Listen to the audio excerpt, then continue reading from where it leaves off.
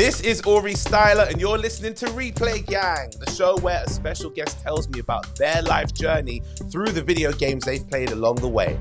This week, I'm joined by the brilliant presenter, streamer, and radio host, my good friend, Elz The Witch. We talked about her epic Sims creations, which Pokemon she identifies with, and she even showed us some pretty epic tattoos. I always love catching up with Elz. I hope you really enjoyed this conversation, because I know that I did. Don't forget to give us a rating wherever you get your podcast. And like I always say, be honest, but pick 5 stars. And if you enjoyed this episode, send it to a friend as well. Anyway, here's Elz. Hello, everybody. What's going on? My guest today is a brilliant presenter who's covered it all: sports, esports, music, and entertainment. She's got a weekly radio show on Kiss Fresh. Millions saw her host the Sidemen football match on YouTube. She's the host of the Citizen Game podcast. And most importantly, she loves video games. Her surname is The Witch. Her first is Elz. Welcome to the show, Elz The Witch. How you doing? I'm very well. I loved that intro. Thank you. I'll be so honest. It was pieced together by the producer more so than it was me. I would have just come on and gone, yo, this is my dog. She loves The Sims. She's funny. She's great. She's bubbly. She's very talented. She's been everywhere. I would have just done it like that. But I have to give the specifics as to where and when, etc. and so on. So I love that. Because when people ask me what I do, I forget half the time. And I'm just like, I just really like Final Fantasy and The Sims. And you say it like that. But the problem is that it's not as limited to just that. There's so many things that you're involved in. Right now, I've seen your campaign to try and get into a particular movie that's coming out soon. Yeah. How's that going? And tell us about it real quick. So I actually heard rumors that this was going to happen, and then they confirmed it last week. Oh, the Sims movie. The Sims movie. Yes. So it had been rumored that they might be making a Sims movie for about a month or so.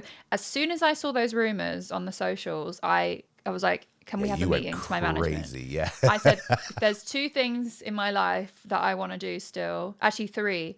One of them is voice a video game character. The other is somehow find my way in GTA 6. Okay. And the third one is to get one line in the Sims movie. I don't care what it is. Like, I don't care if I'm on the screen for 2 frames. Just get me in the movie so I can say that I was there. Look at Free Guy. Free Guy had so many people that were streamers, that were gamers, that were in the movie. So who knows? They may, especially with what you've done with The Sims. I mean, one of my favorite reaction videos, which isn't intentionally a reaction video, is when it was me, you, and Babatunde, and you said you'd built from the ground all the way up a whole reenactment in The Sims of Wembley Stadium, right? Mm-hmm. And you saw both of our heads turn and look at you like some... Like we were shocked. We were also, I'm not going to even say the word disgusted because that's rude. What I will say is looking at you like, who on earth has time to build a reenactment of Wembley Stadium? But it was also admirable. It was such an admirable thing as well because we know how much you love The Sims. Mm-hmm. But I was sitting there going, that must have taken hours, days or weeks. Yeah, it takes days to be honest. I had it obviously when I first started YouTube, I did have the time to do it because that's all I was doing. I was like, I need to put all my focus on making this something. Yeah. And so I taught myself how to put things into the game. So like when you play The Sims and on other games as well, you can mod the game. And in Sims, it's called custom content, which is basically where you can put your own thing in the game. So I taught myself how to put logos in. So I could put Elz The Witch, the logo. I could put the England Football Club logo. So I did that and I just made Wembley Stadium. But the reason I started doing that was because I love The Sims, but my audience didn't really play The Sims that much. So I kind of was just like, how can I create the balance of getting to play one of my favorite games and people actually finding it interesting? So I started doing things like obviously Wembley Stadium. I made the Staples Center, which is now the Crypto Arena, I think. Crypto Arena, Yeah, because KSI and Logan Paul were having a boxing fight, and I recreated like the ring in the middle, and I did it's good cross marketing that. Yeah, and then the biggest one was the Love Island Villa. So when you're talking about how long things take to create, I think the Love Island Villa took me over a week, and that was just me sat at my computer staring at Google images of the Love Island Villa and just recreating it piece for piece because I'm very particular. It has to be so accurate. Okay, so that would be the disgust from me is the Love Island bit, because I'm so anti Love Island. I cannot stand. No. I know it's My bad. guilty pleasure. Do you know what? It got me hooked once, and I think because of that, I realized how much it hooked me, is as to why I felt I got to peel away from this, because I could see me telling it myself, oh no, I can't be watching this. It's not even real. It's all fake and stuff. And then I'm telling myself this, and I'm watching it going, I know she's lying to him though. And I'm now then gradually getting more and more involved. And I had to pull myself back going, ugh, Aurie, what are you doing? Like that kind of, I get it. It's such an addictive thing. Yeah. But it's such a good concept. So you're very, amazing for doing that. I well just done. like the one thing I love about The Sims is it's just what you make of it. That's why I think a lot of people struggle to get into The Sims, because essentially there's no storyline. There's not, like, unless you think of the storyline, there's nothing that goes on. So I love entering into a new family and building the storyline in my head beforehand. I'm like, okay, this person has no money and they need to work from the ground up and try and make something of themselves. I remember you saying once that you could see them have kids, and then their kids have kids. Yeah. Then their kids have kids, and you almost, if I remember, you said you get emotional when some of the ones who were kids have grown up and then they've passed. Yeah, I think my most embarrassing story of playing The Sims is, it was during my first year of YouTube. I wasn't even recording for YouTube. I was just playing it for fun. And my Sims had a dog, and this dog we got it when it was a puppy, brought it up, trained it. It was there for when all the kids were born. The kids were starting to grow up, and then the dog passed away, because obviously it just got old and passed away. I shouldn't laugh, but because it go. At this time, it was probably about 3 a.m. in real life, and I probably had been sat at this computer for 12 plus hours. I'm tired, I'm emotional, the dog dies, and it was just the nail in the coffin for me. And I started crying. In real life, I cried at the dog dying in The Sims. And whenever I tell people that story, I feel like I see the pity in their eyes for, like, how sad are you? I don't think it's sad. I'm not going to say it's sad, because Coco, cry every time I watch it. If I can cry at a film, I know what's going to happen at the end, and I see myself building up to the tears, then you can cry at someone or something that you have been invested in during its lifespan, that you've put your time in. We all of us are here now because we live vicariously through video games. We like watching the lives of the characters and almost feeling like we are the person that we're playing. We get emotional in those ways. Saints Row. Listen, my gang, when I've seen one of my guys get killed in my gang at Saints Row, especially Saints Row 2, after I built up all of the bases and all the houses that we could all chill in, and I see one of them is gone or is lost, I've shed a thug tear as well. So I totally understand. Yeah, that's why I love RPGs so much, because I enjoy movies, but if you can have a movie within a video game, then it works for me, because I can actually interact with it at the same time, which makes me love it even more. What was your first game that you remember playing? So the first game I remember playing, and I normally just say I was Final Fantasy VII on the PlayStation, but if I really think about it, it was actually Sonic on the Sega Mega Drive, because one of my aunts had it, and when we used to visit her, she would just put me and my sister on to occupy us, just put us on Sonic. So that was my first memory. I was pretty young. I think I was probably about 4 or 5 at the time. And I wasn't very good at it. I think I didn't even get past the second level. Wait, so if it was Sonic 1, if I remember, 1991 that came out, but but she had it as one of the games that wasn't just out, it was maybe out. Yeah, it'd been out for a few years at this point. Understood. Yeah. It was a good few years of whenever we went to my aunt's house, we got really excited because we could play Sonic. And then I think a bit later on, probably about 4 years later, is when the Game Boy came out. So that was Pokemon Blue and Red. The Game Boy came out around roughly the same time Sonic first came out. This is Game Boy Color. Yeah. The Color. Okay, yeah. Not the big brick one. No, my sister did have the big brick, but I didn't have it. When the Game Boy Color came out. That would have been later 90s, like 97 yeah, that's or something. when we got the Pokemon games, and then that kind of changed things. Red or blue? Which one did you go for? I had blue. My sister had red. Oh, so smart move. Yeah, we split it between ourselves. Smart move. You could, if you got all of the like 130, whatever it was, and then the ones that you had to get from the other console to make the 150. Yeah. And that's a smart move. Have a little wire and trade to trade it through. Yeah. Okay, cool. Do you prefer handheld or do you prefer console?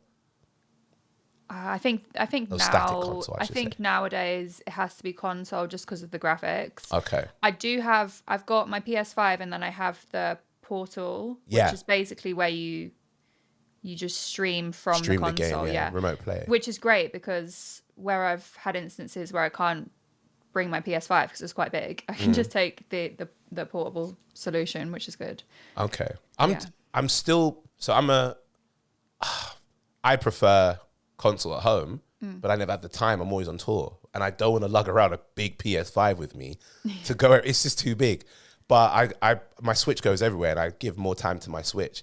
But because there are games I want to play on my PS5, I'm looking at considering picking up the Portal. But I kept telling myself, no, it's not going to be great. You're going to go places where the internet isn't fantastic and so on. But every time someone says to me, they've got the Portal, they always tell me, oh, believe me, streaming my game from home is actually pretty cool. Yeah. And so it's really selling me on going for it. So, I remember I was playing Final Fantasy VII Rebirth, and I wasn't on holiday, but I had to leave my house for about 5 days, Okay. and I took it with me, and I was still able to get a really great experience from the game from it. So okay.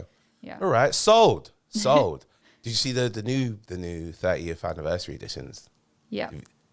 I even put it on my Instagram story the other day. I need it's one not of a them. want, it's a need. It's a need. I It's need so it. beautiful. Yeah. I'm gonna guess because you said Final Fantasy was one of the games that you've said it several times now. Am I gonna guess and say that PS1 was the console for you, that not just the first one you played, but the one that made you go, I'm into this now? Yeah, the PS1 was the first console that got me and my sister into gaming. I think Okay. the Game Boy was great. I don't class that as, like, it's just something that I had in my hands. Like, the console is PS1. No, although obviously, like, I love the Game Boy, but it's not the same as a console to me. No, of course, yeah. I get you. My auntie, another auntie, not the same one, she went traveling and left all of her stuff. We were like keeping it in storage, and she left the PS1. And before that, me and my sister had dabbled in gaming, but not properly. Okay. So she had the PS1. It had Tomb Raider 2, Final Fantasy 7, and then a couple of other games. And they were the ones, like, she'd obviously got them pirated somehow because they were in some small plastic casing, and the cover was black and had white. the writing on the disc. Yeah, listen, we shouldn't say this, but I'm going to tell you, so basically you could chip your console, and I chipped mine back when I had a PS1, and then I would go to this guy who would copy the games. Yeah. And he would give me, like, for a fiver, all the games that I wanted to get, rather than paying the 30, 40 pounds to get them. I'd get the chipped one for a fiver. After he chipped my console, I had about 30 games that I paid about £5 for. A lot of them were premium games. I shouldn't be proud of that now, but I was a kid, I was young. What can I say? It's part of the experience. Of course it is. The experience. Yeah, so big up your auntie. Yeah, we well had a done. few of those, but Final Fantasy 7 and Tomb Raider 2 were legit copies because I knew from the actual casing, and I must have been 8 or 9 at this time. Okay. And with Final Fantasy 7, there was no voice acting. It was before they could do that. So it's all writing on the screen. So my sister used to play it, and I of course could read, but she was better at reading than I was. So she used to play it and read it out to me. So I was really involved in the storyline. And so, yeah, PlayStation 1 is the console that got me into gaming. If I had to pinpoint my favorite ever console, I'd say the PlayStation 2, though. You put the 2 over the 1? I could see that. Without a doubt, the PlayStation, the catalogue of games that we got on the PlayStation 2 is flawless. Phenomenal. It's outstanding. So, there is a reason. It's still the best-selling console of all time. So there's a reason for that. The catalogue of games on the 2 were incredible. I remember playing GTA 3 when it first went into 3D. Nothing ever felt as epic as seeing a top-down game like GTA go to GTA 3 on the PS2, and then all of a sudden your whole world changed of all the games they started to make, where you had sandbox and open world kind of roaming around. Jack and Daxter, and you are correct. It is. I can see why you put it above the PS1. It's like the PS1 was the great foundation. Yeah, it got people involved and it got people invested into the PlayStation. But the PlayStation 2 was just, I don't know if it's the time in my life that it came out, and it was sort of my I was probably about 10 and then into my teenage years. Okay. But yeah, the games, as you said, all the Grand Theft Autos, San Andreas, Vice City, Grand Theft Auto 3. It's just, and it fascinates me now because we're in a period of time where we haven't had a GTA game for 11 years. Probably not going to get one for another year or so. We get games every 4 or 5 years, like the big games. Yeah. But back then it was like GTA 3 came out, which was, I find it fascinating, the jump between GTA 2 and GTA 3. Yeah. But then a year later, we're getting Vice City. A year later, we're getting San Andreas. Every year, we're getting these iconic games. And it was like that. It was like a year between all the Final Fantasies as well. So, yeah, it's good memories for me. The games had to be complete back then. Whereas now you get maybe 90% of a game because they can update them. But you had a full finished game after a year of playing GTA 3 and then having a San Andreas Vice City come out. You are correct. It was amazing how they churned out those games. It's fantastic when you really think about it. Yeah. Yeah. Well, I understand now why it takes a lot longer. Oh, so it's a lot. The games are huge. You've got like 80 to 100 hours of gameplay to get through and so on. And the graphics and there's just, it does take time, but you are right. Something about getting through a game. Those games were maybe about 30, 40 hours long. Getting through them and going, I've done it. But wow, there's another one coming out. You are correct. The amount of drops that they had on the PS2, I'm not going to argue with you. I think that is one of the, that is probably the top console. Did you ever play The Getaway Black Monday? Yes. Such a good game. Yes. Such a good game. Oh, I remember when The Getaway came out, the whole UK kind of spin on GTA. And again, it blew my mind to think that not only is it GTA, I can now see this is London stuff that's going on. That you've seen. Yeah. Oh man. Because before that, as far as I'm aware, the only London map we had was on the Italian Job, and I used to play the Italian Job on PS1. But it was very much 2D houses that you were trying to get to. And even they had Grand Theft Auto London, and even that again was it was a top down. It was a top down, and it was only like central London per se. So I would never live there. You couldn't drive to Wembley, which is where I'm from. So yeah. Okay. What about characters? Is there anyone that you looked at and went, you know what, this character is me, or I am them, or they have made me love this? And I tried to kind of think about other options because otherwise we're going to sit here and it's going to be me talking about Final Fantasy VII for 45 minutes. Go ahead. But I think that there's two characters. The first one is Tifa from Final Fantasy VII. Yeah. I've actually got her on my arm. Where is she? She's there. Wait a minute. Hold on. Bring that arm closer to the camera. I've got two arms. Wait. So we have Cloud and Tifa. You got Cloud as well. Was Cloud with his sword as well?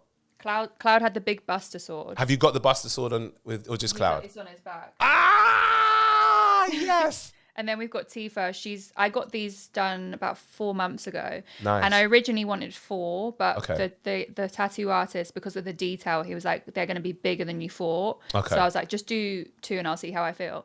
Anyway, a month later, I go back and I get Sephiroth, who is incredible. He's got his long sword, and then Aerith as well. So wow. We've got the 4 characters. But yeah, Tifa Lockhart, I love her. I've always loved just her character. I think she's very misunderstood because on first impressions, she's obviously very beautiful. The way they dressed her is quite revealing. So I think that a lot of people might misinterpret sort of her role in the game, as opposed to Aerith, who's sort of this quite innocent, very holy, spiritual character. Okay. I think Tifa, that you see Tifa and you think, oh, who is this girl? Like, what are her intentions? But really, as a person, she's very hardworking, very independent. She's surrounded by all these strong men, but she stands out herself, and she's willing to fight, and she's very good at it. Okay. But then at the same time, she's very emotional, and she looks out for Cloud. She's known him since she was a child, and she's sort of that main character in his life that supports him, and she's got a big heart. So I think that it's kind of like me in a way. I think I'm quite misunderstood, so I like Tifa. Do you think people misunderstand you in what way? I can concede. I genuinely think I'm always misunderstood, whether that before I even started YouTube. If you look a certain way, this is something I always struggled with, and it's actually one of the reasons why I started getting into gaming and doing YouTube, is because people think if you look a certain way, then you wouldn't be into video games. Because Of when I course. was younger, we were taught, or everyone thought, that if you play video games, you're just in your basement with the curtain shut and you don't go out. Yeah, that kind of image you see in movies Yes. where it's the guy with screens all around him, sit back in a chair. That's how they always misrepresent people Exactly. who play video games. Yeah. And typically, especially when I was younger, not female. So I used to get told, oh, you're a girl, why would you be into gaming? Or you look like this. You don't look like you'd be great at computers or work in IT. So Of course, misunderstood yeah. in that sense. When I started YouTube, I think I'm still misunderstood because people thought that I didn't genuinely like video games. They Yeah. thought I was just doing it because So it was a novelty of some sort. yeah, Yeah, it was yeah. a niche in the market. And then I think even now, people just always are constantly thinking I'm only doing something because I've been paid to do it or X, Y, Z. So I do sort of resonate with Tifa in a lot of ways. The second character I think is Pikachu. But hear me out, right? So Pikachu. I'm sorry. I'm looking forward to this because Tifa. You gave a really, really Yeah. deep description as to what relates with you, Tifa. I'm really interested to see how you can link to So Pikachu. Pikachu's got an attitude problem, right? Like Pikachu's so Good point. temperamental. Good point. And I resonate with Pikachu in some ways. I don't have an attitude problem, Yeah, but okay. he's hard to catch. Like, you can't really catch Pikachu. He doesn't like it if anyone touches him. He'll give Yeah. an electric shock. And it's just hit or miss, like what mood Pikachu is going to be in. And I think with me, I'm very cautious of like people I don't know. So I have this big wall up, and I do resonate with Pikachu in the sense that like I can't be catched. Like you can't control me, and I'm very particular about who I trust. So Okay. Pikachu obviously finds Ash, and then they get on really well, and he trusts Ash. So in that sense, I think I'm quite like Pikachu. I gotta give.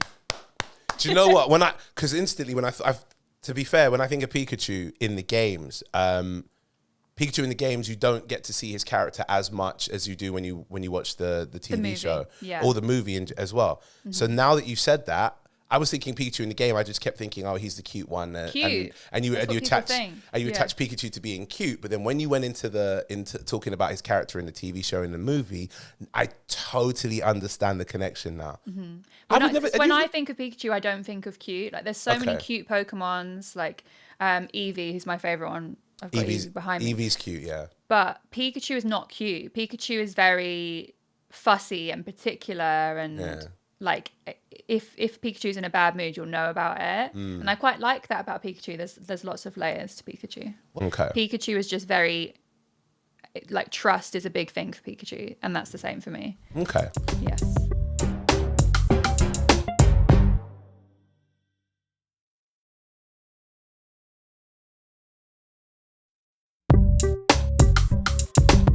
I feel like I know the answer to this question already because the tattoo's on your arm. But what would you say the best video game of all time is? Final Fantasy VII, always hands down. So you're gonna...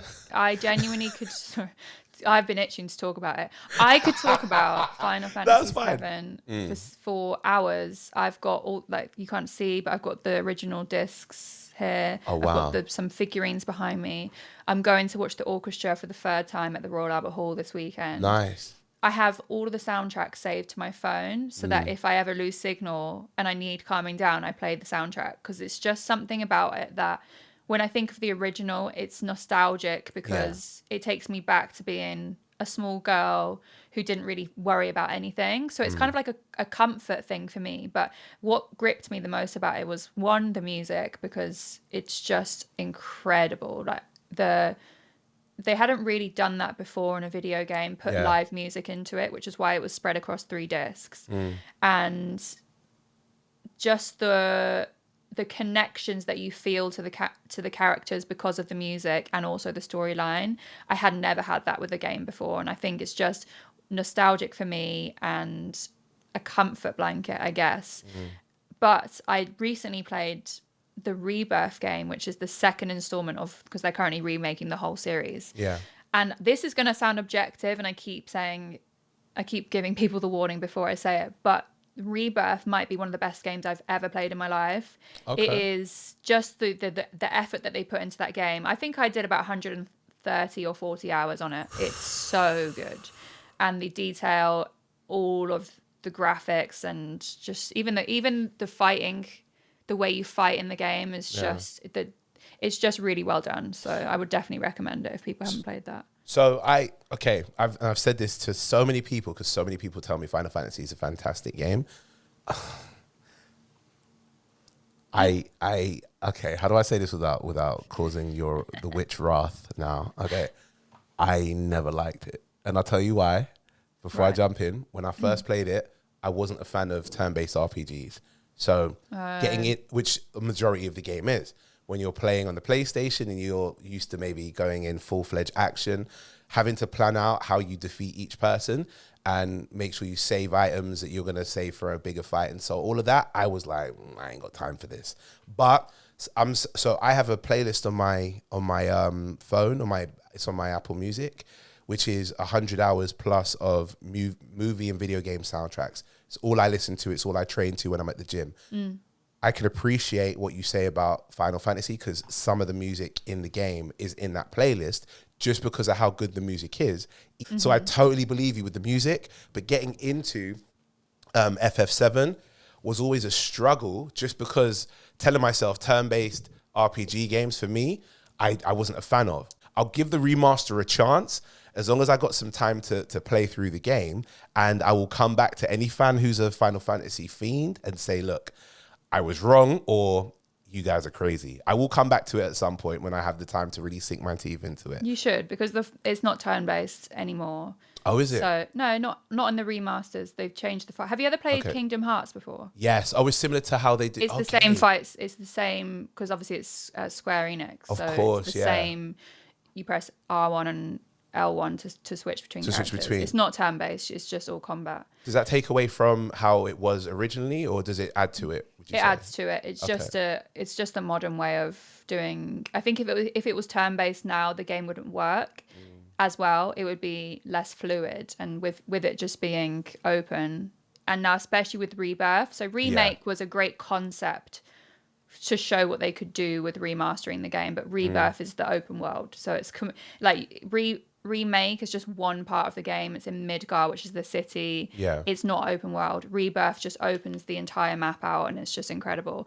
Okay. But the way that fighting works is like you could be running through a field or running through a scene and there'll be a monster, and it just is so fluid. You just go into battle. There's no loading. It's just all very... I think I tried 15 when it came out because it came out on my birthday, I think 4 or 5 years ago. Either 15 or 14, one of the two.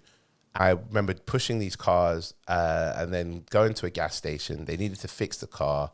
The scenery was beautiful. It was really, really nice. The map looked great. And then all of a sudden, the monster made out of mud just attacked me out of nowhere. And I just couldn't get my head around why that makes any sense to me. But yeah, I guess I'll give the original a try. I never played it properly. Worst game you've ever played? We talked about the best. What's the worst? Oh, this one's really hard because I don't think in order for me to play through a game, it has to be actually okay. Okay. There are games that I know technically aren't great. I just remember this one game actually it was on Game Boy Color, I think, or any Game Boy. It was Sabrina the Teenage Witch, and they made a game of it. Oh, like the TV show? Yeah, based off the TV show, and you were just like, it looked similar to Pokemon. So you'd walk around rooms and you had the cat, which was called Salem. Let me Google this. Yeah, Salem. Oh, Salem was funny. That cat was funny in the TV show. And technically the game was probably rubbish, but I just remember playing through it about 3 times just on car journeys. I'm just having a look to see what I never even knew they had a game. I'm going to Google it as well because I forget what it looks like. Oh wait, no wait. Sabrina the animated series Zapped. They had a few games. Potion Commotion. That's a terrible name. But that was on Game Boy. Oh, that's Game Boy Advance. I think it was Zapped. It looks like Zapped. Yeah. Wow, Melissa Joan Hart. Melissa Joan Hart made some money, boy. Yeah. All right, so they have Potion Commotion, Salem's Memory, Energy Catcher, Potion Swap, Make a Potion. Yeah. No, it looks like Zapped. I remember the cover. And okay. I mean, I'd say technically it wasn't a great game, but okay, I played it through a few times. If you can see like any screenshots from the gameplay, it looks like a cross between Sonic and Pokemon. That's what it looks like. Oh, they had one on the PlayStation as well. Did they? PlayStation, Sabrina the Teenage Witch, A Twitch in Time is what it was called. I had no idea. Wow, Melissa Joan Hart really got some money from her face being used in these programs. Well, they made especially on PlayStation 1, they made a lot of things into games that you wouldn't suspect. There was a Westlife game, which I've seen on TikTok. Wait, stop. Yeah. And it wasn't even motion. It wasn't in motion. It was basically their faces would come up on screen and you have to pick through dialogue.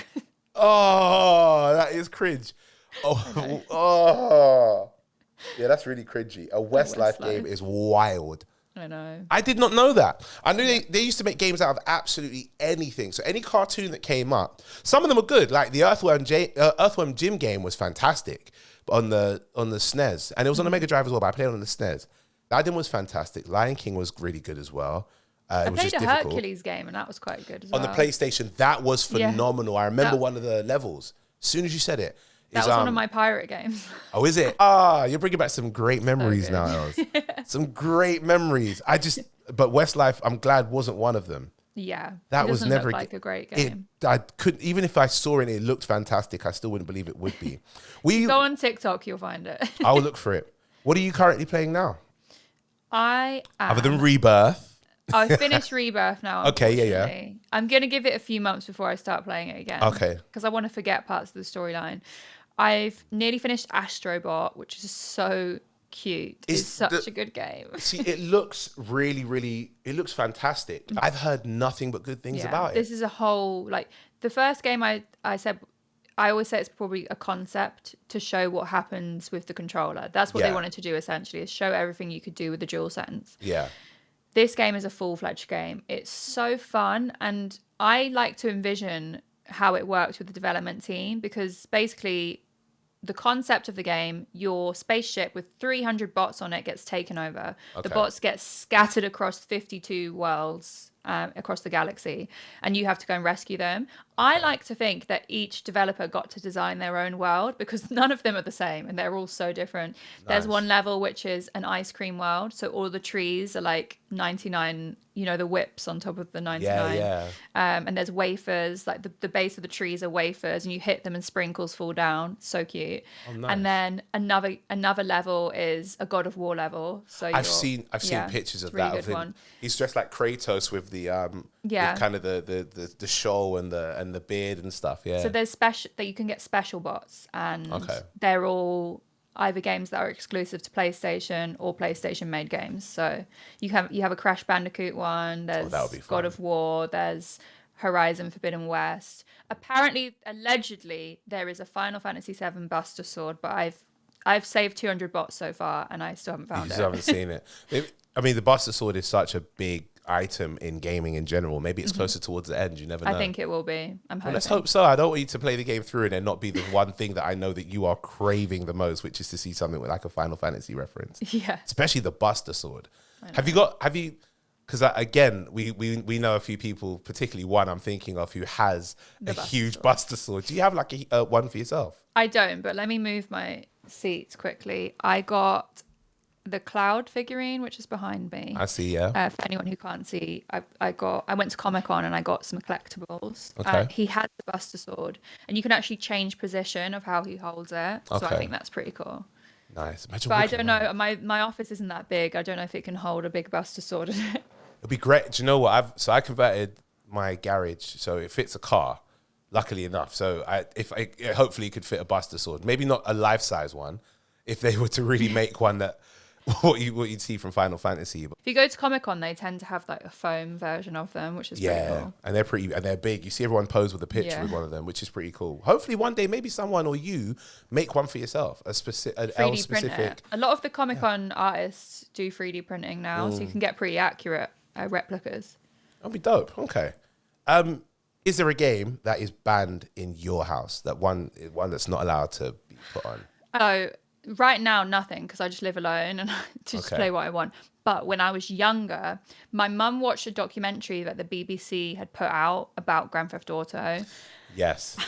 And after that, I was banned. That was banned. Not allowed to play Grand Theft Auto.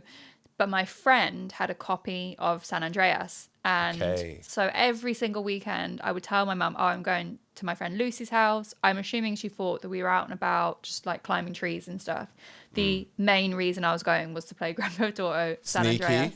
I managed to we basically completed the game together. My mum had no idea until then. As an adult, I told her, I was like, Mum, do you know what? I'm going to tell you now. I was playing Grand Theft Auto the whole time.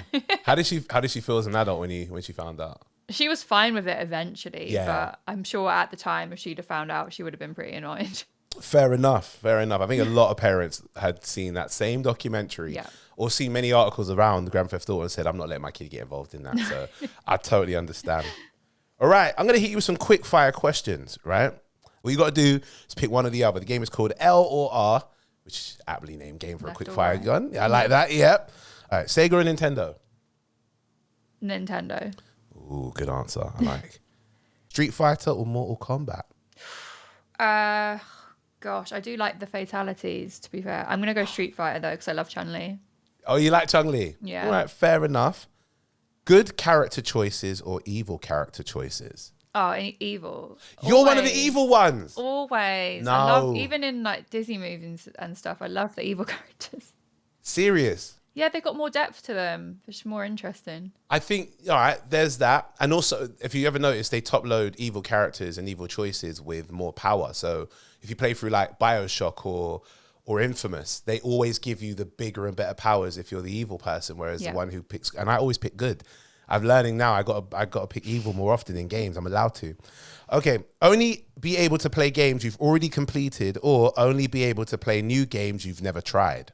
I go back and play games all the time. Nostalgia fiend. Yeah, already completed. There's something about knowing the storyline that helps me be more engaged with it. Okay. All right, I like that. This one might be, I wouldn't say trickier. I think I already know this answer for you. It's a good, I'm going to take a guess. A partner who forever hates video games or a partner who forever beats you at video games? Oh. Do you know what? They'll have to just beat me because at least then we're playing the game together. I thought you were going to pick that one more than someone who hates games because it's such an integral part of your life. Yeah, I don't think I could be with someone that doesn't get it. Exactly, yeah. TV shows or movies based on video games or video games based on TV shows and movies? I'm going to go TV shows based on video games. I don't think they've made great movies based on video games, but I prefer original games that are original storylines. I don't mind if they then recreate it into a TV series, but I'm yet to find a video game based on a movie that's like fantastic. And there's only maybe Mad Max, that game that they had when it came out on the Xbox and the PS, I think it was PS4. That was the only one that was a full-fledged great game, but it almost felt like they had to do the game and not even connect it to the original movie for it to be a great game. Other than that, it's very difficult. I quite like the Harry Potter games when I was younger. The Harry Potter game, I'll give you that one. But they weren't based, like they weren't based on the book more. Yeah, they built it out a bit. Spider-Man 2. I'll give Spider-Man 2 because that was based on the movie. That was a good game. My sister used to play the Lord of the Rings games and they looked all right, to be fair. They Shadow of Mordor, fantastic. Honestly, try them. They're really good. But they feel like they're more to do with the book than the game. Yeah. Yeah. All right. Never play Final Fantasy VII ever again, but can play every other game. And I mean including Rebirth and including Remaster, but you can play loads of other games, or the only game you can ever play forever and ever until the day you pass is Final Fantasy VII.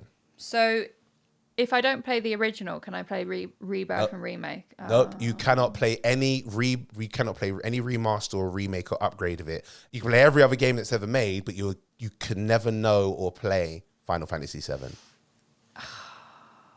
Well, I can never know it. So no, don't loophole this one about not knowing. So if I don't know what I don't miss, I can see where your mind is percolating.